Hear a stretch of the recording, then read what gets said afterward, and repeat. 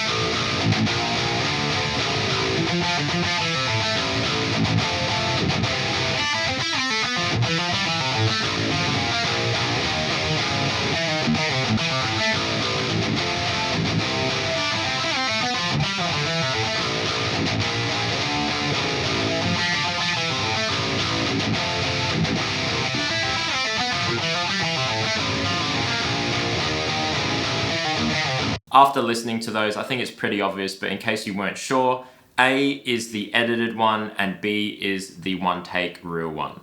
Look, I'm gonna be honest, I lied. The comped and edited takes that you heard were actually just one takes. Left and right, no edits, no comps, all in one recording. And the real example, the slightly messier example, they were one recordings as well, but I actually had to chop them up and slide them around a little bit just so that the transients lined up so it wouldn't be so obvious that it was the shittier version. Could you tell that the comped version was a one take? I purposely did this because I wanted to use it as an example of some of the conversations that have been happening online about, mimed, faked, edited guitar playing and stuff like that. Quickly going through this session, I've got the comped, but what were actually one takes in these two top lanes here, as you can see, because there's no cuts or edits between them. I then have the real takes, which is actually edited to sound more real because I was playing a little bit too sloppy. So I actually had to line up some of the transients and stuff like that with each other. That's the, I guess, one take example.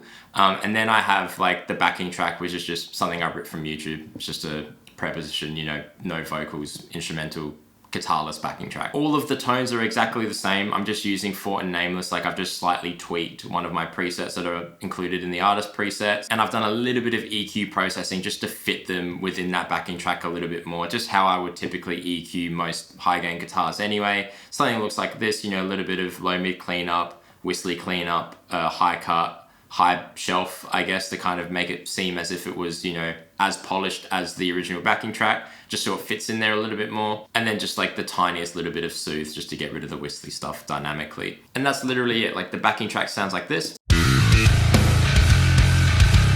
My guitars sound like this. Oh, like this.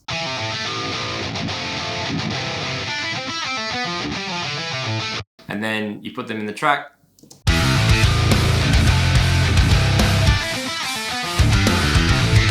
Pretty straightforward. I tried my best to record these takes exactly the way that the song sounds. It's not enough just to play the notes. If you're doing a riff cover or whatever it is, playing it the way it was played in the song, having all of those palm mute adjustments and having all those inflections and accents in the riff, the way that certain notes are pulled off, the way that certain notes are slid, where they're slid, you know? That's the stuff that makes the biggest difference, and I really wanted that to come through in these takes, which is why hopefully it fooled you when I said that they were both one takes. I guess the big point that I'm trying to make with this video is that, you know, if you thought that that playing was clean and you're wondering, how do I get to that point? You know, how can I get my recording down and my playing down to a point where it sounds like that? Like I don't have to chop up little takes and stuff. With the whole like, you know, fake guitarist and all that stuff, ethically, again, I don't agree with it. I don't agree with like labeling something as live and then saying that it's not. I've been on record saying that multiple times. What I do think there's an interesting case for though is the fact that, you know, if you do mime or fake or comp or edit videos,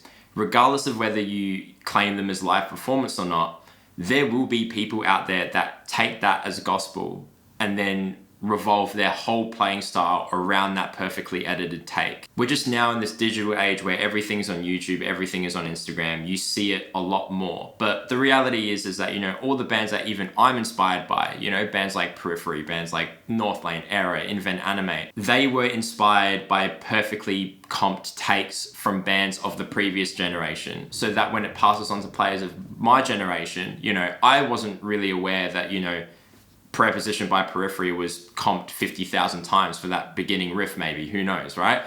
But that doesn't matter, because over the past 10 years of me playing that riff and playing guitar in general, I've subconsciously just learned how to make my hands do that, because that was the reference that I was getting from listening to those records and watching all of those guitar playthroughs of Misha or whoever else doing something, you know? I think that that's really interesting. It's a really interesting point within this whole like fake guitar playing scenario. And honestly, like I said in my previous video, there are some people out there that are just gonna be upset about it, and then there's other people that are just not gonna care, put their head down and try to get to that point. Even if they never reach that impossible standard that sounds like a guitar pro playing at 270 BPM, they will sound cleaner if they try to play like the clean, comped, edited, completely fabricated guitar take. You know, they will naturally sound cleaner if they just keep at it. This is how guitar playing evolves. This is how people get better generation by generation. You know, when you hear Tim Henson play Raw, still sounds like Tim Henson. Does it sound 100% clean sometimes?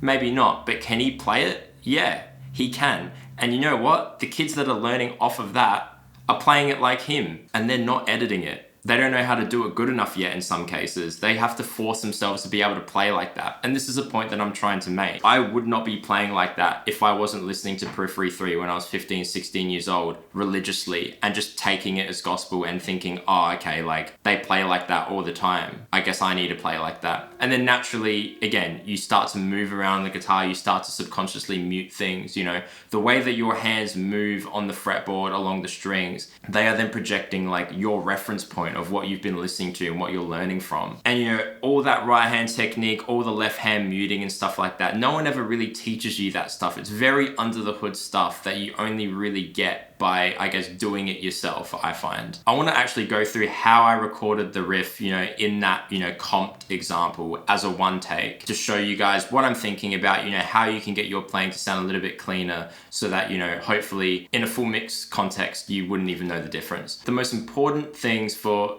guitar recording in this manner is consistency. Consistency in your left hand, consistency especially in your picking hand.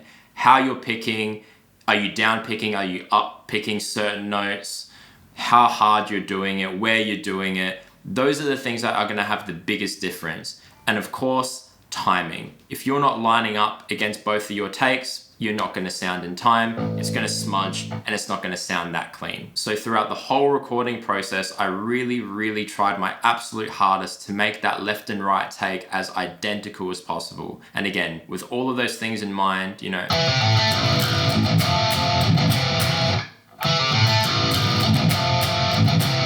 like even the way I strike the chords, I want it to be the same.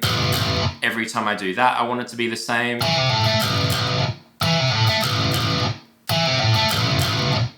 You want to sound like a robot just doing it over and over and over again. The way that my left hand is muting the notes as I'm doing that passage.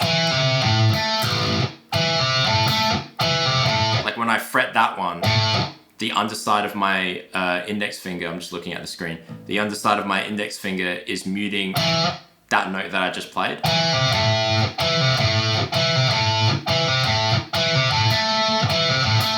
that's what it sounds like on the record. String skipping and transitioning is really, really hard to get consistent, which is why when I'm recording stuff like this, I'm really trying my hardest to use the right fingers and do things at the exact right moment to minimize as much string noise as possible.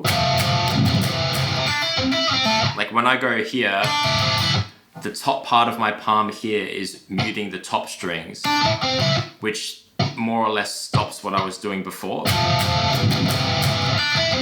Like that. Whereas if I didn't do that, and I move my hand down, you get that carryover noise. And that's something that, I tried to implement in the real take, but again, it's very hard to like unlearn this stuff. Like that. Making sure that, every note that I'm playing is super audible. There's no like little fluff notes or like smudges anywhere.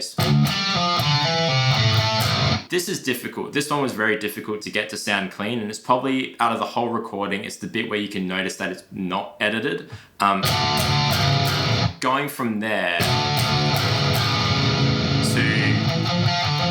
is very difficult to mute the top strings, because on the record it definitely sounds like that was cut up to have the top part muted, but there are ways that you can kind of get around it. So what I did was, instead of going like with my index and middle finger and like moving my hand back, I actually started with my pinky,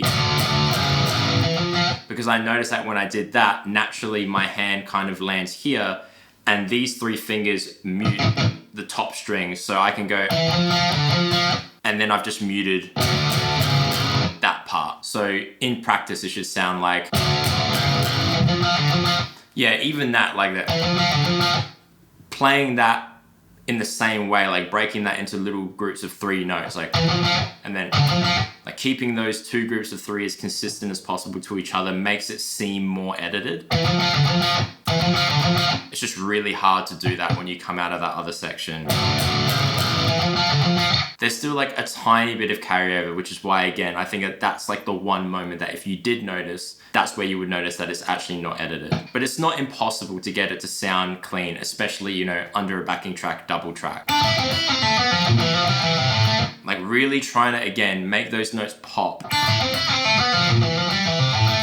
Like that. This is the standard that I hold myself to when I'm recording. This is the standard that I think everyone should hold themselves to when they're recording, I'm not sitting here and saying that I'm an amazing guitar player. I am not an amazing guitar player. I should be a lot better, quite frankly, for how long I've been playing. What I'm trying to show you guys is that it's not impossible to play riffs like this cleanly, and you can tell that it mostly comes from your sense of timing and how on the grid you are, even if there is no metronome, which again comes from just years of recording yourself, recording to a metronome, recording to a drum MIDI with perfectly placed kicks and stuff like that. Your general sense of timing just gets better, and you start to find it a lot easier to do these weird gallops and weird rhythms. The way that your notes pop, the transient detail that you have when you play, you're much more aware of it because it's so gridded. And when you double track it, if you record it properly, and you've recorded it consistently, you've picked it the same, and it's landing at the exact same spot, it's so noticeable from a production standpoint. Like it's such an instant feedback of like, wow, this sounds like it's grooving,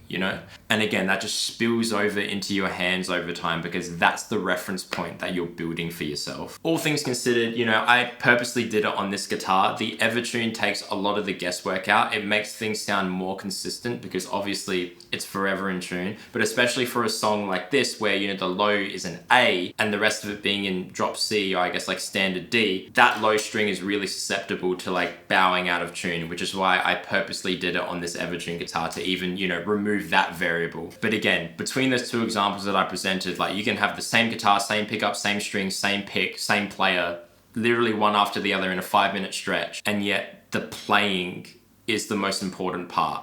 Obviously, when people say tone is in the hands, this is what they mean. Do you know what I mean? Like, it's not the fact that your hands have a magical residue on them. It's more about the fact that, when you play things consistently and you really try your best to get the timing right and stuff, you and the tone become one. Do you know what I mean? You're part of the same conscious, but when you're not really lined up properly and you're not playing it as cleanly as you can, it sounds like the tone is fighting with you, or that you're trying to serve the tone, which shouldn't be the case. The tone should be serving you as a player. But yeah, you know, at least in that full mix example, I think you'd be hard pressed to find anyone who thought that that was, you know, not one take. It's not black and white. There are going to be things that slip through the cracks when you're talking about topics like this. The reality is that, you know, there are people younger than me who have been watching me for a couple of years now on YouTube and releasing music or whatever it is, that are going to be watching videos like this, whether it's from me, whether it's from other people within, you know, the modern guitar circle of today's era, like, you know, Jesse Cash or Keyan from Invent Anime, or Connor Kaminsky, for example. And all those players I just mentioned, like, they play ridiculously clean because their reference point was clean, comped, edited records, just like myself, but it was even more so. Maybe in the follow-up video, I'll take, you know, the comped but one take from this video and actually compare it to something that I would hyper edit, you know, to make it absolutely flawless, almost like a robot was playing it, just so you guys can hear the difference. But I can guarantee that, you know, the differences that you would hear in that future video would be nowhere near as much as you hear in this video today, which really just goes to show that, you know, you can get there with practice. It just takes time, like anything worth doing. But yeah, let me know what you guys thought in the comments below. Apologies if I made anyone upset, but it's an interesting talking point. I thought I'd present it in this way just to get the ball rolling. Feel free to chat about it in the comments below, and I'll catch you guys in the next one. Peace.